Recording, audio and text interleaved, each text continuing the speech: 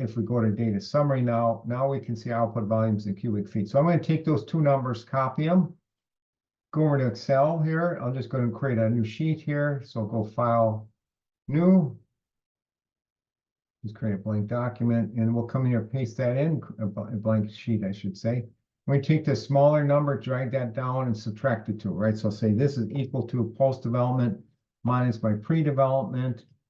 And so it's saying I need to store approximately 16,000 cubic feet of water. This at least gives me a starting point, right? So now I can go back into our software, and I'm going to go ahead and now you can also do a low impact design. So you could have green roofs, you could have rain gardens. Actually, there's 2 rain gardens in here. We have some infiltration trenches here as well. And we also have some permeable pavement. Now, this is in Wisconsin. In the wintertime, it doesn't act very well, but in summertime, it handles it. But anyways, I'm not going to look into low impact design. I'm just looking at storage. So I'm going to have to come in and put something in here. Now, I'm kind of concerned. If I go quickly over to my view menu and go to Google Street View, click on this, I can see that this is pretty flat through there, right? And if I go over here and take a look at that manhole, or this actually, it shows like a catch basin, but it actually is a manhole there. And so if I take a look at that elevation, I come in here, select it, and say, I gotta move him out of the way. Oops, he's jumping around. Let's just see if I put him there. There we go. And click on him. Go to my Data Explorer here. I can see my invert's at 913.1.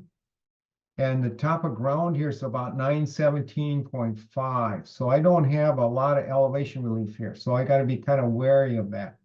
So fine enough. But anyways, let's turn off our Google Street View. And I'm basically going to draw a box to kind of get started, right? So I've already done that to save some time. So I'll go over here to underground storage chamber. And so I've got my stormwater draining to a rain garden, draining into a underground storage chamber, and then I'm metering that flow out of that using an orifice or something like that. So if I take a look at this area, double click on it, brings up my dialog box, and I can come in as far as storage volume. I can go and choose different types of structures. So I'm going to go and just choose underground storage chamber and choose our manufacturer. So we can see all the different manufacturers that are supported, and it's actually going to use their spreadsheet. So when at the end, you get their spreadsheet there.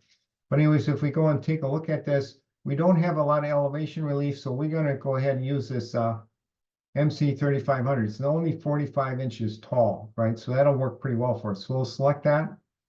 And then we're going to go to chamber system design. And I need to have that invert a little higher than that, right? We said 913.1.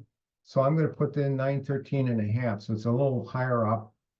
And then I can see in here my finished grade surface. And then I'm going to put in these chambers next to each other, give it a 6-inch gap there. Between that gap, we're going to put stone. We're going to put in, we've got to have some space between where the excavator is and the chambers. If we have a header pipe, we're going to put 12 inches stone lift and 12 base underneath it. And I'm going to use pea gravel. Give me about 40% air gap there. Click on generate, and it'll lay it out for me. Go to edit layout, and you can customize this, right? You can use the other tools and add, resize things and stuff like that through this tool there.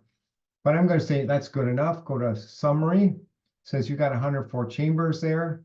I'm going to click on calc, and it's going to run their spreadsheet and figure out our footprint. Well, it figures out footprint independent of the sheet. So there's our footprint. How much dirt we have to excavate. So we're actually doing a mass volume calculation for that. How much do we have to backfill once it's in? And then how much space do we get for 104 chambers? So that's the amount of volume. So it's almost 12,000 cubic feet. How much stone is required? So 23,000 cubic feet of stone for the base, the cover, and the fill between the chambers. And then finally, our void space is 40% of that. Add the 9,000 and the 12,000, get 20,000.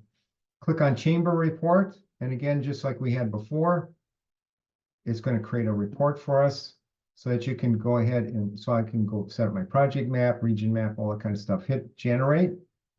And so here we're going to be cranking this out so that you can create construction specifications for that. So give it a second here. Let's crank it through everything.